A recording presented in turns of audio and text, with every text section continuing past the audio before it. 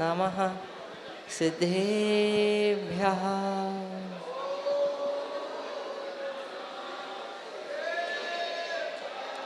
ॐ नमः सिद्धेभ्यः।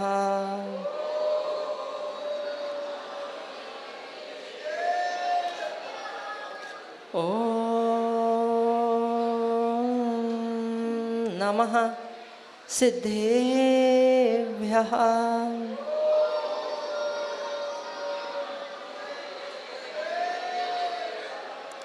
शेषे पुण्यते थैरे ससव सिद्धे विशुद्ध स्वभावे समणे अडाण दंसन चरित वीर्यायारे ते ते सवे समगम समगम पतेयमेय पातेयम वंदाम्य वट्टन्ते अर्हन्ते मानुषे खेते नमो अरिहन्ताणं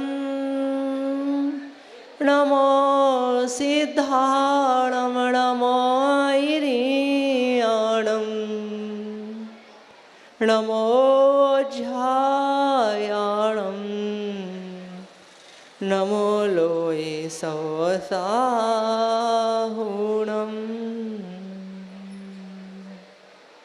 अनंत अनंत परम सिद्ध भगवान की, 24 तीर्थंकर भगवान की, मूल नायक श्री अजितनाथ भगवान की, आरहत मुक्कनासिनी सरस्वती माता की, मम गुरुदेवाचरण श्री विशुद्ध सागर जी महाराज की, 3 कम 9 कोटि महाराजों की, अहिंसामयी विश्व धर्म की।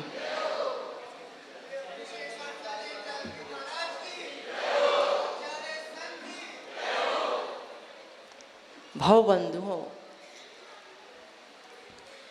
ज्ञान वही है जिससे आत्मा का हित होता है। वही ज्ञान है जिससे आत्मा का हित होता है। शेष जितने ज्ञान हैं वे अज्ञान स्वरूप है, क्योंकि आत्मा का हित सत्यात ज्ञान से ही होगा। एक दुकानदार भी है तो उसको भी ज्ञान होता है कि कैसे ग्राहक को बुलाना। उसको यदि सामने से भी निकलते हैं, कोई ग्राहक निकले नहीं भी जानते तो ये दुकानदार उससे बोलता है नमस्कार साहब, क्या बोलते नमस्कार। वो पहचान ले, कभी ना कभी तो सौदा लेने आएगा। आया भी है, आपने बहुत सामान दिखाया, नहीं लिया, अंदर बहुत गुस्सा आ रही थी, पर यदि गुस्सा कर दिया तो फिर दोबारा नहीं आएगा। तो बिल्कुल शांत कैसे रहना है। अब किसी को दुकानदारी सीखनी है, अब आप कहेंगे कि उसने 10वीं तक पढ़ा है, 12वीं तक पढ़ा है, MA किया, BA किया, अब दुकान पे बैठ गया। दुकानदारी सीखने के लिए उसको दुकान पर बैठना पड़ेगा कि कैसे ग्राहक को पटाया जाता है, कैसे उससे तुम्हें 100 के 200 लेना है, 200 के 50 लेना है। कभी कभी घाटे में भी दुकानदार जाता है जान के। ग्राहक सोचता है कि देखो कितना बेवकूफ़ है, मैं इसे आज बेवकूफ़ बना देता हूँ, पर दुकानदार सोचता है हम भी तुम्हारे पिताजी हैं। क्यों? कि उसको ज्ञान है कि हमें कैसे तुमसे पुराने पैसे भी लेना है, और अब तुम आओगे तो अगले पैसे कैसे लेना है। एक क्रिकेट के मैदान में क्रिकेटर खेलता है, आप सभी क्रिकेट देखा होगा, तो एक क्रिकेट के मैदान में क्रिकेट देखते हैं, क्रिकेट खेलते हैं। उसमें जिसको क्रिकेट खेलना नहीं आता, जिसको नहीं मालूम कि गेंद जब 120 किलोमीटर घंटा की रफ्तार से आएगी तो क्या करना है, यदि नहीं मालूम तो बल्ला फेंक के भाग जाएगा, क्या पता मेरे घल जाए, हाथ पैर टूट जाए। और जिसको मालूम है उसने बल्ले को सीधा किया और सीधा शॉट में गेंद बाउंड्री पार, छक्का।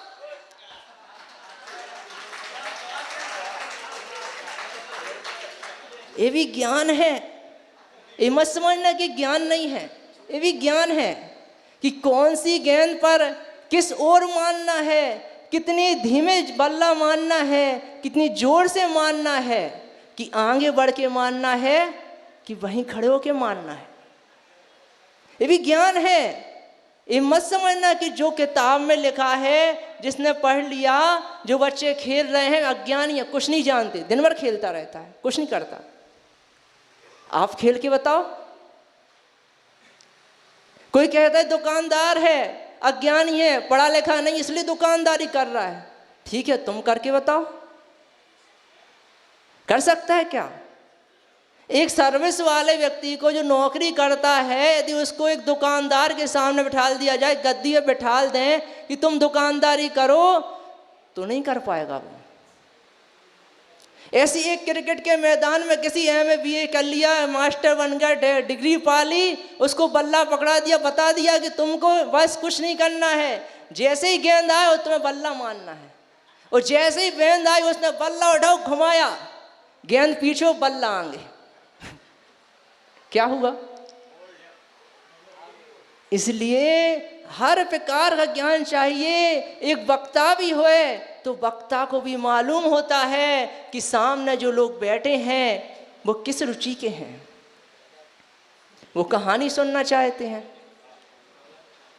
चुटकुले सुनना चाहते हैं, कि तत्व की बात सुनना चाहते हैं, कि अपनी आत्मा कल्याण के लिए हितकारी हैं। एक व्यक्ति महाराज के प्रवचन सुनने आता था और रोज आता था और हाथ जोड़ के सबसे आगे बैठ जाता था, बिल्कुल हाथ जोड़ के एक टक महाराज को देखता रहता था, बिल्कुल समझ लो एक सेकंड के लिए हाथ नीचे नहीं करें। पर एक दिन उसने महाराज जी से कहा, महाराज जी आपने तो आज कोई संख्या ही नहीं बोली। तो महाराज ने पूछा, अरे ऐसा क्यों?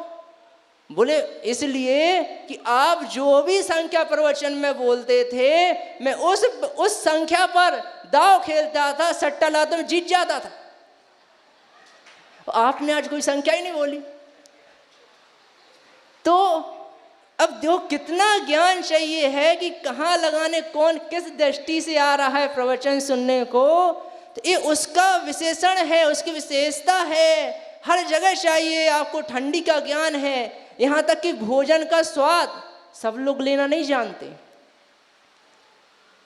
आपको कच्ची रोटी, सिकी रोटी, जली रोटी सब माताओं को नहीं पता कौन सी रोटी कच्ची है, कौन सी जल गई है, कौन सी अध कच्ची है, कैसी दाल होना चाहिए, कितना नमक डालना चाहिए, सबको नहीं मालूम। जब उसका परीक्षा होती है, जो पाक कला की जो परीक्षा होती है, उसको खाने के लिए अतिथियों को बुलाया जाता है कि आप बताओ कौन सा व्यंजन स्वादिष्ट बना है। उसकी परीक्षा होती है, कैसे बनाना है, हर चीज की परीक्षा होती है, उसका भी ज्ञान चाहिए। पर आचार्य भगवान वट्टिकेन्द्र स्वामी मूलाचार्य जी ग्रंथराज में कहते हैं कि क्या है ज्ञान? जेण तत्तम विभुज्य जेन चित्तम विनुज्यति जेन अप्पा विसुज्य तमणाणम जिन शासने। क्या कह रहे हैं आचार्य भगवान? वट्टिकेन्द्र स्वामी कह रहे हैं कि ज्ञान वही है जिससे तत्व का बोध होता है। क्या होता है? जिससे तत्व का बोध होता है, जिससे आत्मा का जो मन है उसका निरोध होता है, जिससे आत्मा विशुद्ध होती है, वही ज्ञान ज्ञान है, से सब ज्ञान है। आपने देखा कल पंचकल्याणक में, पंचकल्याण देखते हो तो आदिनाथ भगवान ने कितना ज्ञान किया। असी मसी कसी शिल्प कला वाणिज्य सब कुछ सिखाया, पूरी गृहस्थी बसाई। और जब उनको वैराग हुआ तो आचार्य भगवान कहते हैं कि भगवान को ज्ञान हो गया। अब बिना ज्ञान के सब कैसे किया और कैसे सिखाया? अब तक जो ज्ञान था वह ज्ञान संसार बढ़ाने वाला ज्ञान था, पर अब जो ज्ञान हुआ है वो संसार मिटाने वाला ज्ञान है। ज्ञान वही है जिससे हमारी इच्छाएं समाप्त हो जाएं। क्योंकि जब तक इच्छा चलेगी हमारे भीतर अंतर में 2 से 4 बनाने की, 4 से 18 करने की, 8 से 80 करने की, तब तक हमारी आत्मा को शांति मिलने वाली नहीं है। हम सोचते हैं कि ठंड लग रही है तो मोटे कपड़े पहन लो, शांति मिल जाएगी, सुख मिल रहा है, शांति नहीं मिली। मन तो अभी भी सोच रहा है कि और ठंडी पड़ेगी तो अब क्या करेंगे, गर्मी आएगी तो फिर क्या करेंगे, और कैसा भोजन करें कि हमें ठंडी का अनुभव ना हो, कैसा हम खाएं, कैसा पिएं, वो यही सोच रहा है। उस ज्ञान से आपका चित्त का निरोध नहीं हुआ। पर जब आपको तत्व ज्ञान होता है, जब आत्मा का बोध हो जाता है, जिससे ज्ञान से आत्मा शुद्ध होती है, यदि आपने शास्त्रों को भी पढ़ लिया, सारे ग्रंथ पढ़ डाले, उसके बाद भी आपकी इच्छा निरंतर बढ़ती जा रही हैं कि मैं प्रवचन कर रहा हूँ, इतने ग्रंथ पढ़े हैं, तो आज 100 लोग आए हैं तो कल 1000 आए, 200 आए, तब भी हम ये कहेंगे, तब भी आचरण को नहीं कहेंगे कि अभी ज्ञान तो है पर ज्ञान नहीं है। क्यों? क्योंकि चित्त का निरोध तो हुआ ही नहीं। मन में संकलेशता हो रही है, लोग ईर्ष्या हो रही है, डाय सता रही है, प्रशंसा, प्रवचन खत्म हुए तो अंदर इच्छा आती कोई तो प्रशंसा कर दे।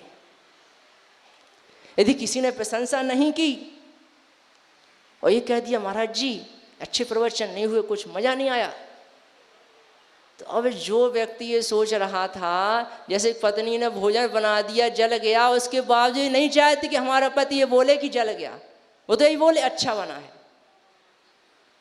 इसी प्रकार से सब लोग प्रशंसा ही सुनना चाहते हैं, कोई निंदा सुनना नहीं चाहता। तब भी यही कहेंगे आचार्य भगवान कि अभी तुमको ज्ञान नहीं हुआ।